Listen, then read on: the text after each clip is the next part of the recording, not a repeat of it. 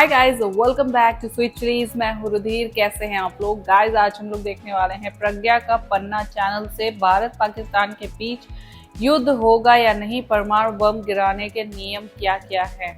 Okay, तो सबसे पहले हम न्यूक्लियर बॉम्बिंग के बारे में जानेंगे, ठीक है, इस वीडियो में कि किस रूल्स एंड रेगुलेशंस के तहत ये वेपन यूज किए जाते हैं, ठीक है। और उसके बाद ये अंदाजा लगाएंगे कि हाँ, हो सकता है युद्ध या नहीं। वैसे मेरे हिसाब से तो हो जाना चाहिए, ठीक है। सो स्टार्ट करते हैं वीडियो। इसकी ओरिजिनल लिंक आपको डिस्क्रिप्शन में मिल जाएगी। नमस्कार। पता नहीं क्यों जब जब आतंकवाद पर हमला करने की बात होती है तो पाकिस्तान भारत को परमाणु हमले की धमकियां देने लगता है। क्या भारत और पाकिस्तान का युद्ध करीब है? क्या पाकिस्तान और भारत परमाणु हथियार का इस्तेमाल एक दूसरे के ऊपर कर सकते हैं? और शिमला समझौता रद्द करने से क्या भारत और पाकिस्तान दोनों लाइन ऑफ कंट्रोल यानी एलओसी को मानने के लिए बाध्य नहीं रह गए हैं? आज के वीडियो में हम इसे ही समझेंगे और पाकिस्तान में इसे लेकर क्या चल रहा है और पाकिस्तानी अपनी आवाम को क्या बता रहे हैं, इसे भी समझेंगे। दोस्तों, भारत और पाकिस्तान एक बार फिर से उस मुहाने पर आकर खड़े हो गए हैं जहां से युद्ध बस एक ही कदम दूर है। बस शुरू करने की देर है। पहला गोला कौन मारेगा, बस इसी का इंतजार है। दोस्तों, पहलगाम में आतंकी हमले के बाद भारत ने पाकिस्तान के खिलाफ कई फैसले लिए, तो जवाब में एक दिन बाद पाकिस्तान ने भी कई निर्णय लिए। ऐसे में सवाल उठता है कि इन फैसलों के बाद दोनों देश युद्ध की तरफ और आगे जाएंगे या पीछे मुड़ने की गुंजाइश है? पीछे मुड़ने की तो क्या ही गुंजाइश रह गई है? के फैसले को ज्यादा गंभीरता से ले रहा है। भारत अगर पानी पूरी तरह से रोकने में कामयाब होता है तो पाकिस्तान के लिए बहुत मुश्किल हो सकती है और ये स्थिति पाकिस्तान को कहीं का नहीं छोड़ेगी। पाकिस्तान के पत्रकार नजम सेठी ने पाकिस्तानी न्यूज चैनल समा टीवी से कहा, पाकिस्तान दो स्थिति में मानेगा कि भारत ने जंग की शुरुआत कर दी है। एक तो पानी रोककर, दूसरा कराची पोर्ट को ब्लॉक करना।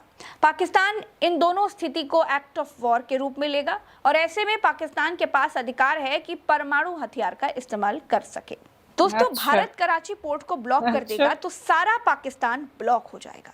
ये दो रेड लाइट हैं।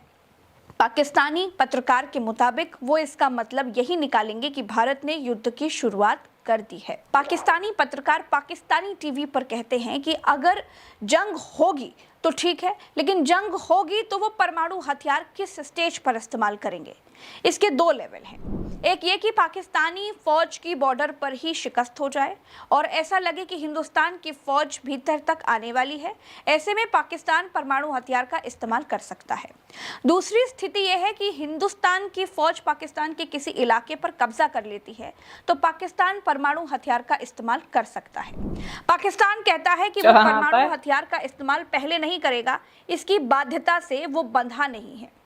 दूसरी तरफ दोस्तों, भारत इस नीति को मानता है कि वो पहले परमाणु हथियार का इस्तेमाल नहीं करेगा, लेकिन अगस्त 2019 में भारत के रक्षा मंत्री राजनाथ सिंह ने ये बात कही थी कि अभी तक हमारी नीति है कि हम पहले परमाणु हथियार का इस्तेमाल नहीं करेंगे, लेकिन भविष्य में ये नीति हालात पर निर्भर करेगी।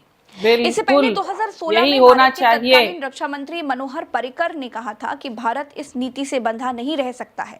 भारत के कई रक्षा विश्लेषक पहले परमाणु हथियार इस्तेमाल नहीं करने की नीति की आलोचना करते रहे हैं। पाकिस्तान के लिए सिंधु जल संधि का पानी उसके लिए लाइफलाइन की तरह है और कराची पोर्ट का ऑपरेशनल रहना भी कुछ ऐसा ही है।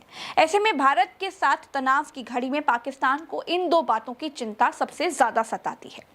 पाकिस्तान के पत्रकार नजम सेठी कहते हैं, भारत पानी को रातों रात नहीं रोक सकता।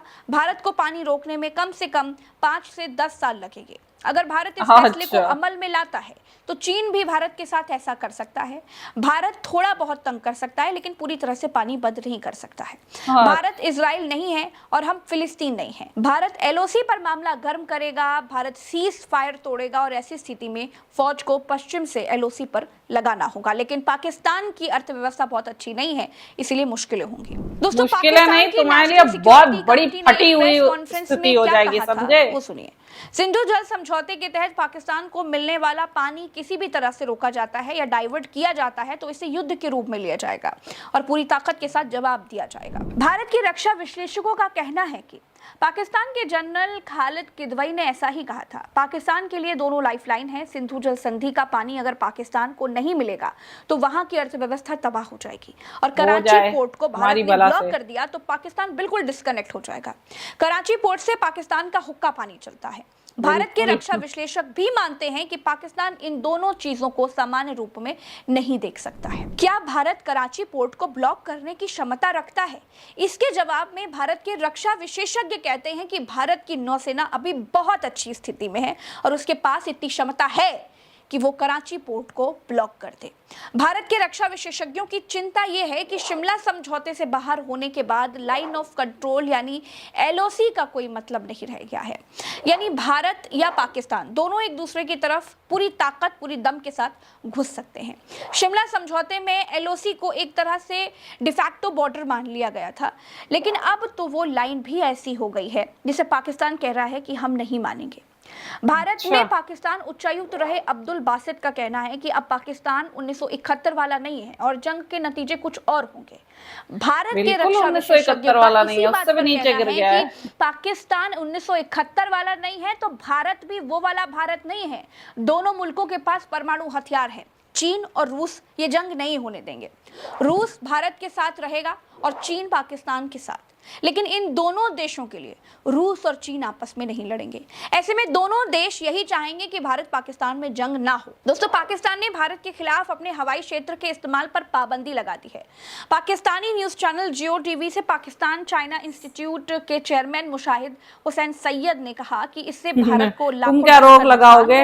हमारे पीएम ने तो खुद ही वो रास्ता बदल दिया। मुशाहिद हुसैन ने कहा, भारत से पाकिस्तान का ट्रेड वाया दुबई हो रहा था, लेकिन अब इसे ही बंद करने का फैसला किया गया है। पाकिस्तानी पत्रकार कामरान खान से बातचीत में पाकिस्तान के ही रक्षा विश्लेषक सैयद मोहम्मद अली ने कहा कि पिछले 78 सालों में ऐसा पहली बार हुआ है कि भारत ने औपचारिक रूप से पानी रोकने की बात कही है।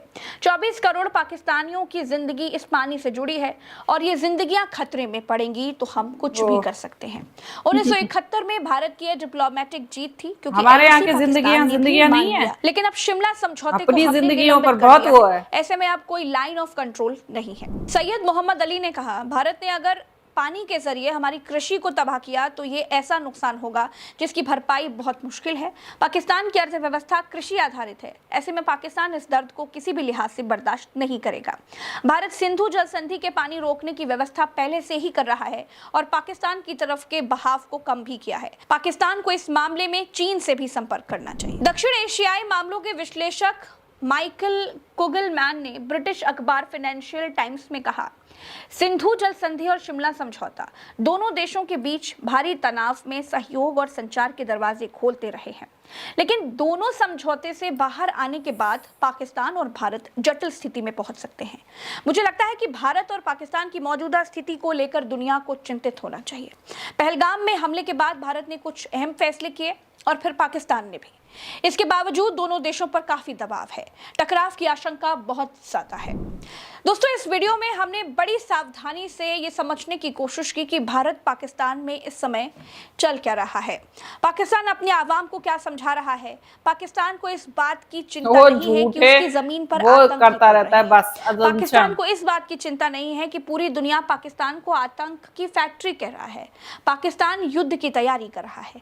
भारत को सबसे पहले पाकिस्तान के परमाणु हथियारों के ठिकानों को पूरी तरह नष्ट कर देना चाहिए और फिर पाकिस्तान का गुरूर तोड़ देना चाहिए, क्योंकि उसका गुरूर आतंकियों के जूतों तले गिरवी रखा है। इसीलिए इस गुरूर को चकनाचूर करना चाहिए। इस वीडियो में इतना ही। चलते हैं। राम राम, दुआ सलाम, जय हिंद।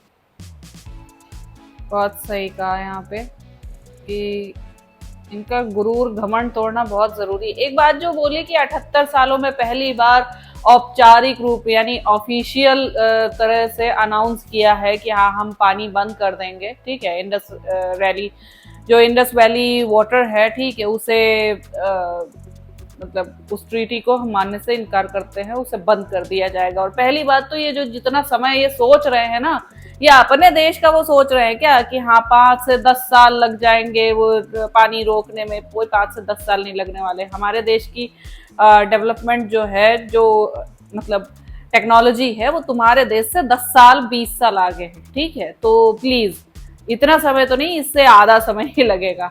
और दूसरी चीज कि जो नुकसान होगा वो लॉन्ग टर्म होगा और तभी याद रह सकता है। अपने यहाँ मतलब अपने ऊपर जरा सा भी अगर गर्दन जो है वो चाकू खाली रखा गया हो यहाँ पे, ठीक है, तो बड़ी मतलब तकलीफ होने लगती है। और हमारे यहाँ आके ये गर्दनें काट के चले जाते हैं, तब इनको नहीं सोचते हैं कि हाँ ये बित्ता भर का जो मतलब देश है, ठीक है, अगर इसको हम तबाह करने पर आ गए तो फिर क्या होगा? हमारे ही उससे निकले हैं और हम ही को आके काटोगे तुम। मतलब आस्तीन के सांप ही तो हो, और क्या हो? आस्तीन के सांप नहीं हो तो और क्या हो भाई?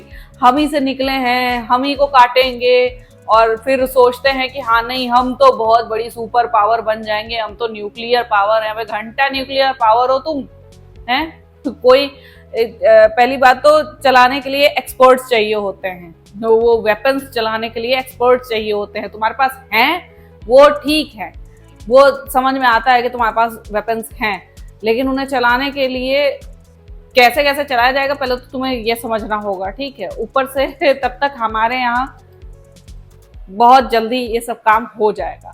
और तुम्हारे यहाँ अगर न्यूक्लियर वेपन तुम हम पर चलाओगे तो हम तो 140 करोड़ हैं, मरेंगे भी तो कितने मरेंगे। और तुम्हारे यहाँ अगर न्यूक्लियर वेपन चला तो सोच लो पूरा का पूरा देश नष्ट हो जाएगा। समझ आया? तो थोड़ा सा मतलब संभल के, दिमाग से तो ये लोग काम लेते नहीं है, ठीक है? दिमाग होता तो ना काम लेते। तो उस चीज से तो काम लेना ही नहीं है ना? वो घुटने में तो क्या एड़ियों में भी नहीं है, ना कहीं और है ही नहीं। तभी तो पूछते रहते हैं लोग यहाँ के लोग पूछते रहते हैं कि आज चांद पर जाकर क्या करेंगे। तो जब ऐसे फालतू के इलॉजिकल से बेवकूफों वाले सवाल ये लोग कर सकते हैं तो फिर इनसे हम समझदारी की उम्मीद तो बहुत दूर की बात है। और अब कोई समझदारी हमें नहीं दिखानी, हमें कोई दया नहीं दिखानी इन पर, ठीक है? हम 78 सालों से 80 सालों से ये झेलते हुए इन्हें चले आ रहे हैं, इन कीड़े मकोड़ों को, ठीक है? अब सबक सिखाना बहुत ज्यादा जरूरी है। घर में अगर मकड़ी के जाले हद से ज्यादा हो जाए ना तो उन्हें साफ करना ही बेहतर होता है, ठीक? उन्हें ये नहीं सोचना चाहिए कि हाँ ये उनका घर है, हमें अपना घर भी साफ करना है। सो आई होप आप लोग को रिएक्शन पसंद आया होगा। अगर अच्छा लगा हो देन प्लीज लाइक और शेयर जरूर करना। मैं मिलूंगी नेक्स्ट वीडियो में। Bye bye.